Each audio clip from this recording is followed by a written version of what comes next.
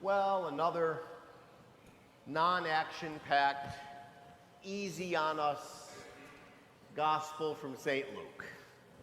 Always encouraging, never tough. All they have for your friends here is a nice Joe Frazier left hook. For those of you old enough to remember Joe Frazier. He's the guy who used to beat Muhammad Ali. Luke's tough on us again today. This is like the 7th week in a row, maybe the 9th week in a row, where Luke is really giving us a workout. And he's reminding us what our function is, why we're here. First of all, he reminds us that this is not heaven on earth, that this is the place we've been sent, that every day is a regular season game, there's no exhibition season, and every day we're either doing really well or not so well. He's reminded us in these 9 weeks or so that we're men and women for others, for the greater glory of God. Today he reminds us of something very poignant. We are not here to be served, but to serve. It's not about us. We've been offered something that we can attain through God's good grace and mercy, and that's called eternal salvation, paradise, eternity with God. So we can see our wonderful parents or grandparents or great-grandparents yet again. What a great gift. But this gift comes with obligations. This life comes with obligations. Now, these obligations start with our family unit. Husbands have to love their wives. Wives have to love their hubbies. If you're a single person, you got to love your parental units and your extended family after they go on to God. Sons and daughters have to respect their moms and dads. We know all this. This is the family unit. This is the family unit where our faith begins, the domestic church, where moms and dads at baptism promise to God they will take their children to Sunday Mass.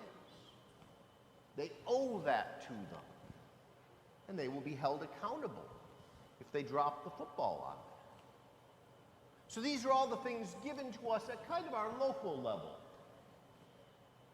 But our obligation to humanity does not end there. We are also obligated, as we've discussed in the last few weeks, when I told you the story of those three beautiful homeless children that ended up in our parish office, and we gave them help through both St. Vincent de Paul and our parish office, through what you give in the collection basket. So you helped these cute little kids, and you got them off the street. That was an illustration of how we're obligated to help the least of our brothers and sisters. But our obligation goes even further than that. And here's the homily you've all been either waiting for or hoping he wouldn't give. It's election season. And our obligation as Roman Catholics goes further than our families. When we see an abomination in society happening, when we see the fabric of society being torn, we as Roman Catholics must stand as the vanguard of God's truth. It's not a choice. It's not a should we or shouldn't we. It's a mandate. We must be the sword arm of the Christ on those few occasions when we must be. There is a referendum in this state that is going to be on the November ballot. Now, as all of you know, I was a judge for a long time. I was a trial judge. I was an appellate court judge. I have read the four corners of this referendum. And whether I were Catholic, not Catholic, there is one aspect of this referendum that anyone on this issue can agree with. It empowers this state to take upon the radical position of late-term abortion. And that is, in anyone's definition, barbaric and unacceptable. And so the Archbishop of Detroit and I, as your pastor, call upon you to affirmatively oppose this referendum.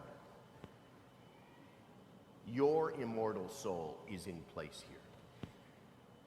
And all of us will be held accountable for this. This is a horrific thing happening in our society. And unless we oppose this quickly and ardently, it's probably going to pass. Because it is being sold as this will keep what we have had, women of the world, for the last 50 years. And that is not true. As a retired judge, I can tell you that this language is far more liberal than anything you found in Roe versus Wade. This will legalize, in Michigan, late-term abortion. And will eviscerate parental control over the acts of their children and the dispositive decisions their children can make. Not just about the issue of abortion, but issues including transgender choices. We must be very careful here. And I call upon you as your pastor to take action based on a moral decision you must make about this extreme proposal. Now, a lot of people, very reasonable people in our society, will say, but Father, what about issues such as horrible assaults? And I don't want to get specific because we have a mixed audience here, but we all of us adults know what we're talking about. As a Navy judge, I handled just those kind of cases for my last 3 years. And they're horrific cases. But no one's ever been able to tell me how it is the little resulting infant is to blame for that horrible crime and why they should be sentenced to death. Now, final point. Every Roman Catholic, if you call yourself a Roman Catholic and mean it, must have tremendous mercy, empathy, kindness, and welcoming for the young women of our world who have made the horrible decision to terminate their pregnancy. But remember, we owe them great empathy and mercy. Many of them didn't have great supporting parents. Many of them were in financial straits. Many of them were in a horrific position in life that you and I cannot imagine and we cannot assess. The happiest day for any priest, if he's been called to be called father for the right reasons, is the day a young woman comes to the confessional and returns to God's grace and has the writ of excommunication lifted from them and has that horrible sin forgiven and is welcomed back into Mother Church. Any priest who doesn't, in his own mind and heart, party that day should have never gone into this business. So all of us must show mercy. All of us must be welcoming. All of us must be understanding. All of us must show empathy. All of us must show compassion. But likewise, all of us, when we see our public forum being used to pass something this extreme, have a moral duty on pain of our souls to act in defiance of it. You know, just a little while ago, I had the privilege, last Thursday, I always wait for Father Chris's day off to do the fun stuff. and I had my second graders over from St. Mary's School. And that's their first communion year. And we explored this huge, beautiful house of God. We went everywhere. We went up to the choir loft where our magnificent choir has been giving us great music today. They were fascinated with that. We had up-close personal looks at all the light fixtures. They were fascinated with Peter being handed the keys from Jesus back in our beautiful window back there. We went into the confessional and every one of them had to flick the lights on and off because if they couldn't do it, someone else was doing it, so they all had to be able to do it. They had to examine my little stole box in there where I put my confessional stole. They had to go back into the priest sacristy. They had to go to the server sacristy. And then we all came out. And we all lined up. And all of us met Jesus as I opened the tabernacle. And we all genuflected at the same time. And we talked about what happens at the altar. And then, at the end of the tour, we all went around into the peephole, because evidently that's what they wanted to see more than anything. To see how Father can figure out how many people are waiting for him and if he's late or not by looking through the little glass. Now, why am I mentioning this? These are second graders. They are the definition of beauty, the definition of invincible ignorance, the definition of pure innocence.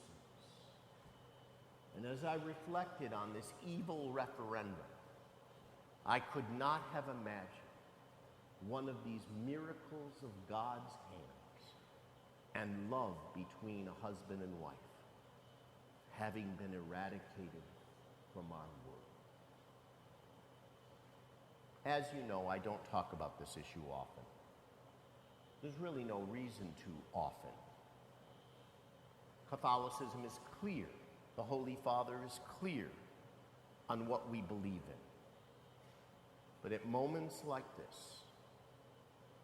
the Catholic Church must show something that politicians don't understand anymore. That on these issues, the Catholic vote is still something to be feared, and feared gravely. And that these kind of radical proposals are put forward at their own risk. As your pastor, I'll never tell you what party to vote for. That's not my business. What candidate to vote for. That's not my business.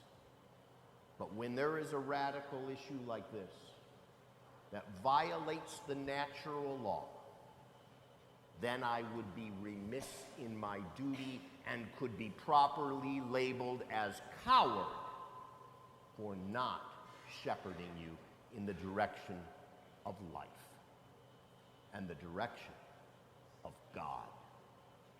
In the name of the Father, and of the Son, and of the Holy Spirit.